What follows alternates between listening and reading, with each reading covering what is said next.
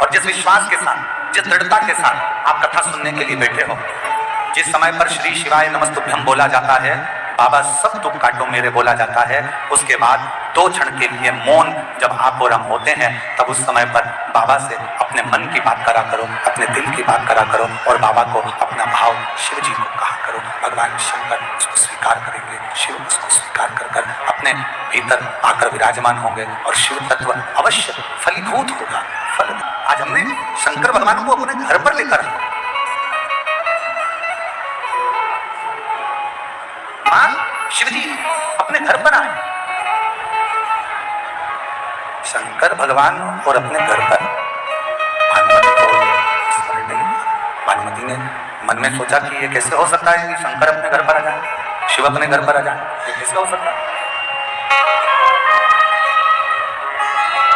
भानुमति ने अपने पति रामनाथ से कहा चलो दर्शन करते हैं। पार्थिव शिवलिंग, 4 बच्चों ने 4 पार्थिव शिवलिंग का निर्माण किया। 4 यीशु महापुराण की कथा कहती है, तुम्हारे घर में अगर एक शंकर जी का शिवलिंग है, कोई ने दूसरा शिवलिंग दे दिया, पूजन में 2 शिवलिंग हो गए, पूजन में 3 शिवलिंग हो गए, पूजन में 4 शिवलिंग हो गए, पूजन में 5 शिवलिंग हो गए। शिव महापुराण की कथा कहती है, तुम्हारे घर में अगर 50 शिवलिंग भी पूजन में इकट्ठे हो जाएं तो घबराना मत, कुछ नहीं होगा। शंकर जैसा बढ़ता है वैसा मनुष्य बढ़ाता है, इसमें दोष नहीं है। शिवलिंग अगर पूजन में तुम्हारे 2, 3, 4, 5, 6, 7, 8, 9, 10, 12 जितने शिवलिंग है, इसमें कोई दोष नहीं। सारे देवता पूजन में 1 या 2 हो सकते हैं, पर शंकर का शिवलिंग पूजन में अगर ज्यादा भी है तो भी शिव उसको स्वीकार करते हैं, उसमें कोई दोष नहीं, कोई दोष। बोल बम का नारा है, सारी समस्या का हल श्री शिवाय, उसमें कोई दोष नहीं, कोई दोष। और एक बात और याद रखो, घर में शिवलिंग है और शिवलिंग मान लो खंडित हो गया, टूट गया, 50 टुकड़े हो गए, हजारों टुकड़े हो गए, तो भी टेंशन लेने की जरूरत नहीं है। शिव महापुराण की कथा कहती है, शिवलिंग कभी खंडित नहीं माना जाता, शिवलिंग को अखंड माना जाता। शिवलिंग कभी खंडित नहीं माना जाता। शंकर भगवान का शिवलिंग कभी खंडित नहीं माना जाता, अखंड है।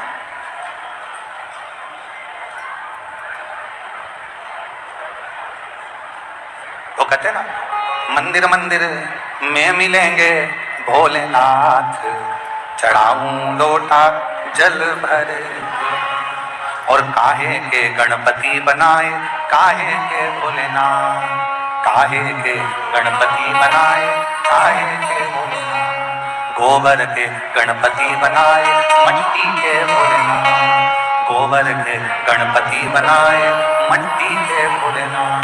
मंदिर मंदिर में मिलेंगे भोलेनाथ, चढ़ाऊं लोटा जल भरे, मंदिर मंदिर में मिलेंगे भोलेनाथ, चढ़ाऊं लोटा जल भरे।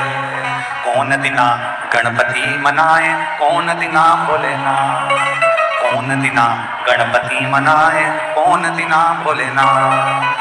बुधवार गणपति मनाए, सोमवार भोलेनाथ, बुधवार गणपति मनाए, सोमवार भोलेनाथ। मंदिर मंदिर में मिलेंगे भोलेनाथ, चढ़ाऊं लोटा जल भरे, मंदिर मंदिर में मिलेंगे भोलेनाथ, चढ़ाऊं लोटा जल भरे। शिव कथा कर भगवान शंकर का सम्मान।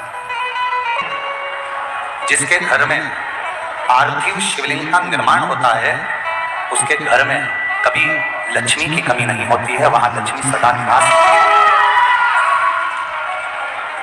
वहां लक्ष्मी सदा निवास, सदा।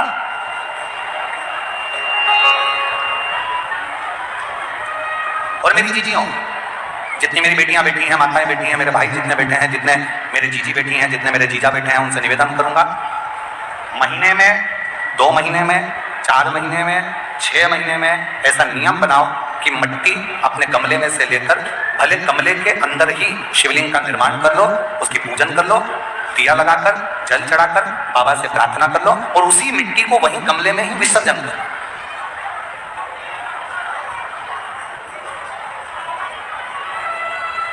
जो लोग कहते हैं हमारा व्यापार नहीं चल रहा है, जो लोग कहते हैं हम बड़े दुखी हैं, बहुत तकलीफ में हैं, बहुत कष्ट में हैं, बहुत परेशानियां चल रही हैं, बहुत कष्ट चल रहा है, बहुत परेशानियां हो रही हैं और हमारा व्यापार नहीं चल रहा, ये नहीं हो रहा, वो नहीं हो रहा, तो अगर कोई तुमसे अगर इस तरह से बोले तो उसको कहना प्रत्येक महीने शिवरात्रि आती है, प्रत्येक महीने, हर महीने शिवरात्रि आती है। कल प्रदोष है, परसों शिवरात्रि, हर महीने आती है। और संपूर्ण देश में मेरे घर में लक्ष्मी नहीं है, मैं बहुत डिप्रेशन में चल रही, बहुत टेंशन है, बहुत तकलीफ है, बहुत कष्ट है, बहुत कष्ट है। प्रत्येक महीने शिवरात्रि आती है, पंचांग में, कैलेंडर में लिखी होती है।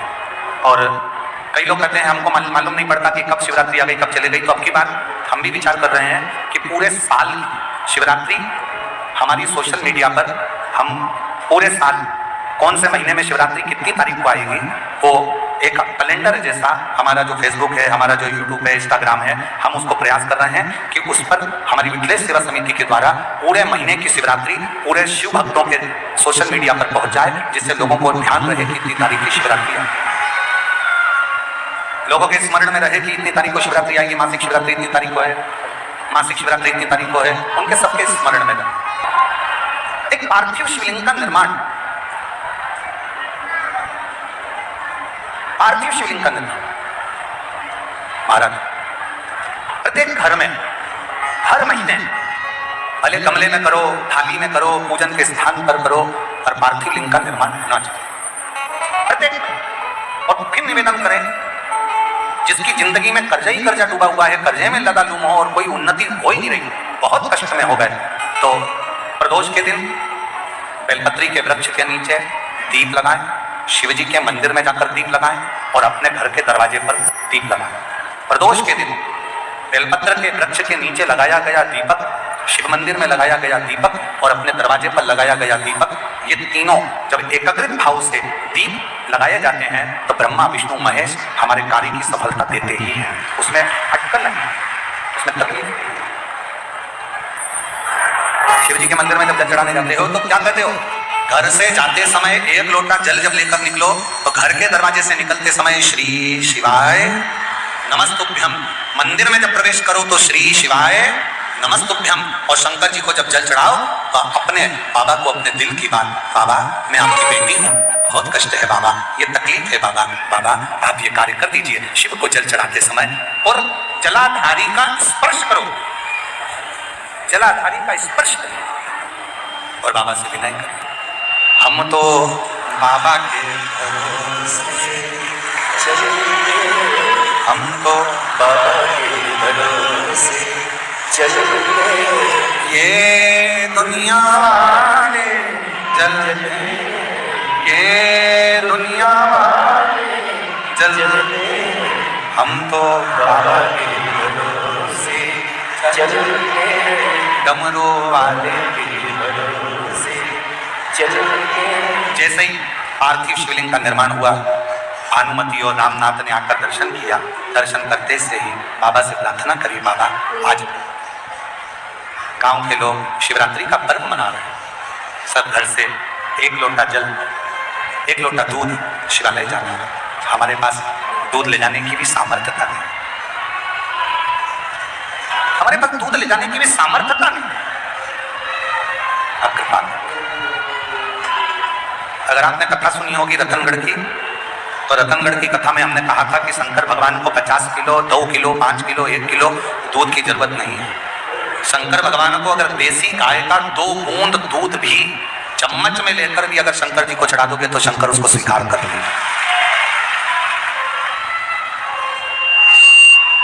शिव से स्वीकार,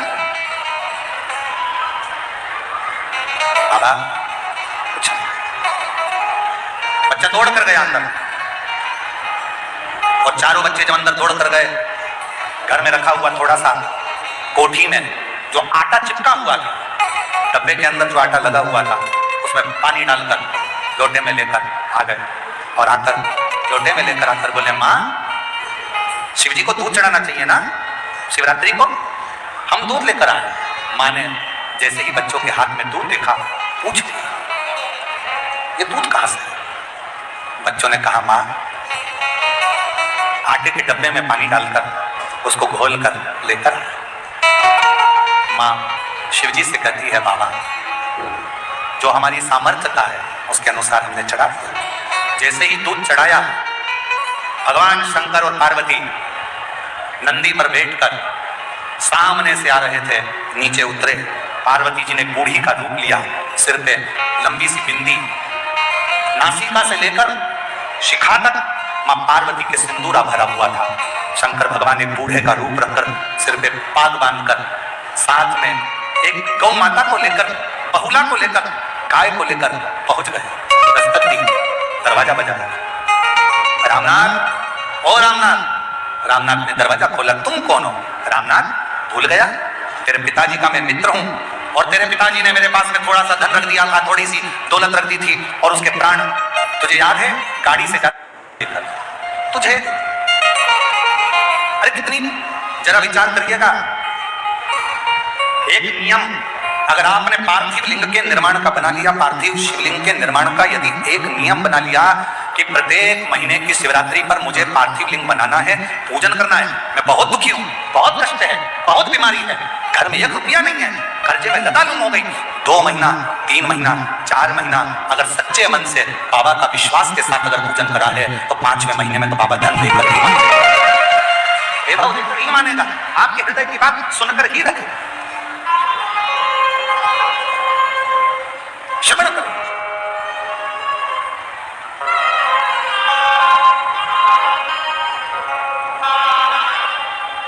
जयपुर की भूमि पर जब 1 मई से 7 मई तक कथा होगी, दोपहर में 1 बजे से 4 बजे तक विद्याधर नगर स्टेडियम में, जब जयपुर के लोग और आसपास के लोग कथा सुनने आएंगे और आप लोग टीवी पर जब कथा सुनेंगे, तो उसमें एक प्रसंग सुनिए।